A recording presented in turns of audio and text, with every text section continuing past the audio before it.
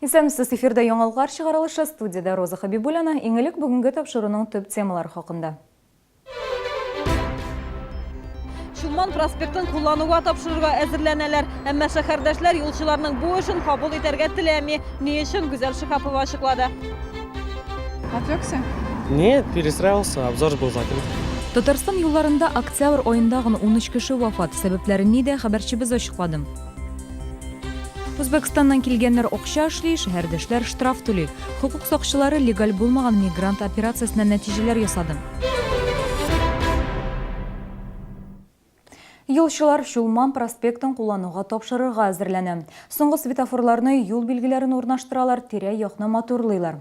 Әмма чаллыларның зорларына беркемдә колак салырга теләми. Иленче комплекста яшәүчеләр яңа юл аркасында проблемалар барлыкка килде ди. Шәһәрдәшләрнең күбесенең тормышына куркыныч яный дип санаучылар да бар. Бу чыннан да шулаймы? Урында хәбәрчебез булып кайтты. Владимир Кузнецов 50 комплексқа каршы урнашкан Боровецкий поселогында яши. Өйнә кайтып җитәр өчен өстәмә 3 чакрым юл узарга кирәк ди ул. Элек бу урында буҗра булган, хәзер кыймалар урнаштырганнар. Но самое главное, я говорю, вот эти развороты. Чтобы, я говорю, повернуть нам с Шашлыка вот отсюда, нам ехать 48-й комплекс. Это и экология. Мы все говорим про экологию, а сами это дымим, наверное, минут полчаса, чтобы доехать на Шашлык. Потом, значит, лишний расход топлива, бензина. Вот кто об этом думает? Вообще никто не думает. Я считаю, что власти здесь вообще не доработают. Яшьлек проспекты бөтенләй кирәксезгә калган. Әлеге кыймалар машиналар агымын параллель рәвештә урнашкан 2 проспектка күчергән. Хәзер кичен халык эштән кайтканда Татарстан һәм автозавод проспектларында бөкеләр хасил була.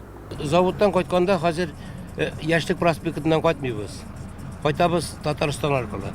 Татарстан проспекты полностью забитый. Пробка. Автозаводскадан тиштән тоже пробка. Бик неудобно ясалган. Җәяүлеләргә өстәмә 2-3 чакрым юлны урап узар өчен 20 минутлап вакыт кирәк. Шуның аркасында күбесе машиналарын ишек алларында гына калдыра башлаган. Кире өйгә кайтканда юл аша урап узарга кирәк. Боровецкий поселогыннан мәктәпкә ашыгучы балалар койма аша чыгып юлны кыскарта. Менән юл юк, кешегә җәяү чыгарга юл юк. Бunda машина куяр өчен шул хәтлегем зур расстояние үтәргә кирәк. Берсе теге магазин кедр кырынан разворот, икенчесенә разворот 49-нчы комплекста. Потому что больше җирдә разворот юк. Бик уңайсыз ясалган юл, бик уңайсыз йөрергә монда. Бөтен кеше жалвыз итеп китеп, хәзер монда почти машина куймыйлар да. Люди под машину лезут, их не видно. Когда момент перехода по пешеходной самой дорожке, вижу периодически здесь дети ходят. Тут через забор пытается перелезть, пешеходного перехода нет. Объезд далеко, около профилактория. Җәяүле юлында да куркыныч, биек кыймалар аркасында юл аша чыгучыларны күреп булмый. Бу көннәрдә генә шул угрында машина балаларны бәрдерә. Автомобиль зур тизлек белән хәрәкәт итмәйди ди шәһәрдәшләр. Юл аша чыгучылар үзләре дә тимер рәшәткә аша машиналарны күрә алмый. Очень неудобно, из-за этого забора ничего не видно с коляской. Вы не видите машину? Не вижу. Постоянно приходится рисковать коляской и ребенком. Җәяүле юлыннан тукталышка барып җитәр өчен 200 метр атларга кирәк. Шәһәрдәшләр тукталышны ни өчен күрсергәннәрен аңламый. Остановку перенесли дальше. До храма неудобно доходить. Видите, какое расстояние нужно идти. Это я еще как бы молодая женщина, кто постарше бабушки тяжело ходят. Юлчылар без эшне башкаручы гына дип белдерде. Проектны ЮХИДИ хуплаган. Әмма ни өчен бу нечкәлекләр исәпкә алынмаган аңлашылмый. Проспектны куллануга тапшырырга берничә көн генә калып бара. Гүзәл Шихапова, Ленар Султанов, яңалыклар. Республикада баш автоинспекторны билгеләделәр. Ленар Габдрахманов тумышы белән Казаннан аңа 36 яшь, Иһуди идарәсендә 90-нчы еллардан бирле эшли. Исегезгә төшерәм, 61 яшьлек Рифкат Миңнеханов берничә ай элек лаеклы ялга китте.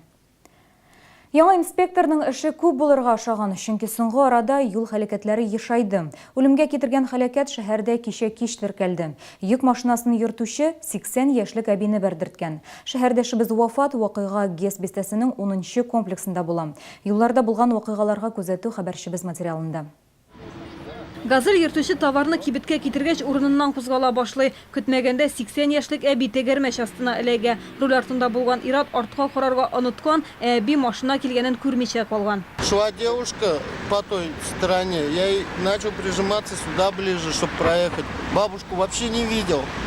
И все, вот удар такой, не удар даже, а толчок какой-то, и это Я по тормозам дверь открываю, смотрю, бабушка лежит. Подбежала она, кровь текет. Вообще страшно стало. Начал звонить сразу скорую. Кызганыч, әмма пенсионерның гомерен саклап кала алмыйлар. Ул ашыгыч ярдәм машинасы килгәнче вафат була. Йөк машинасы юл кагыйдәләрен бозмаган, әмма гаеплеләрне тикшерүчеләр ачыклаячак. Мужчина 80-го года рождения.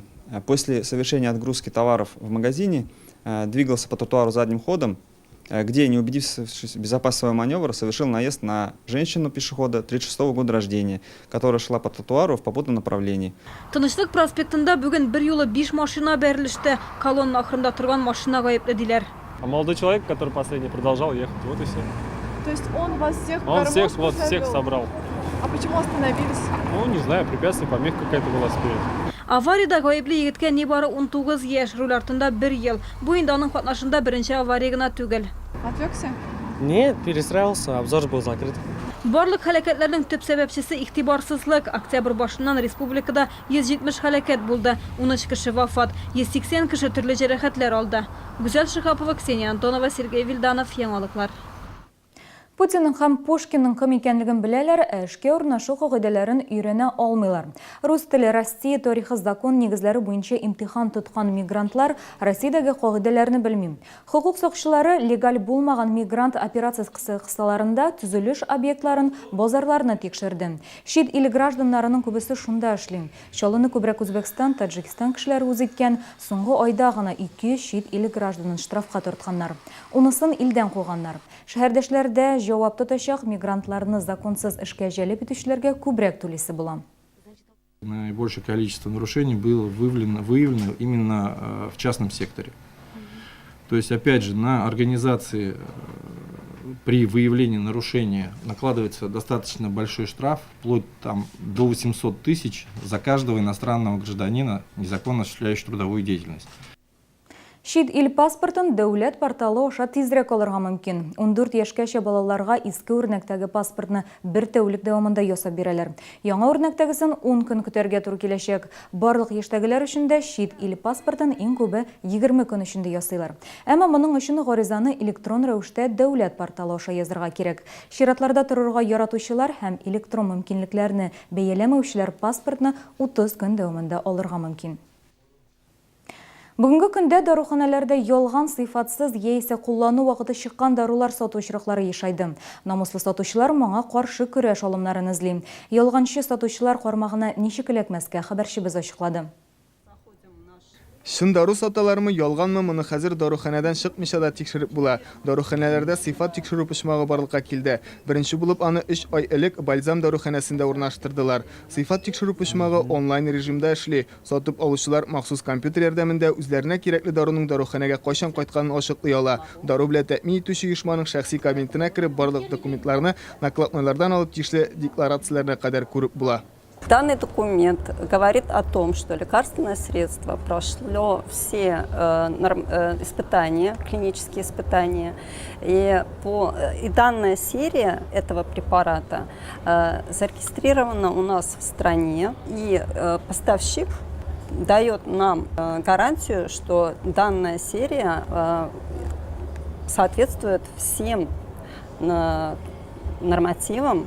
Искәрмәләр юк, бөтен булган даруларның да сыйфатын бу почмакта тикшерү мөмкинлеге каралган. Бердән-бер шарт дару Бальзам даруханасыннан сатып алынган булырга тиеш. Мне понравилось, что я могу узнать, когда именно по дате пришел тот или иной препарат. Для меня, как потребителя, заботящего о своем здоровье, это очень важно.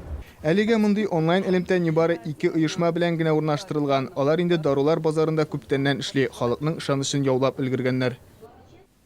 Сез яңалыклар тапшыруын карадыгыз, студияда Роза Хабибуллина эшләде. Сау булыгыз.